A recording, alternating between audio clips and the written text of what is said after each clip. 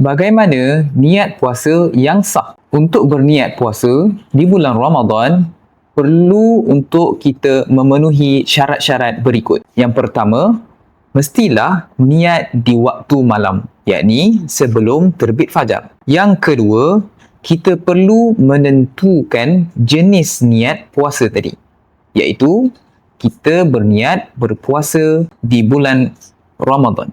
Dan yang ketiga, hendaklah kita memperbaharui niat pada setiap malam. Contoh niat yang sempurna adalah seperti ini.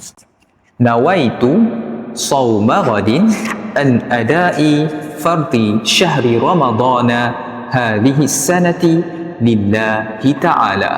Sahaja aku berpuasa esok hari untuk menunaikan puasa fardu Ramadan pada tahun ini kerana Allah Ta'ala. Pada niat ini mempunyai ciri-ciri yang saya sebutkan tadi.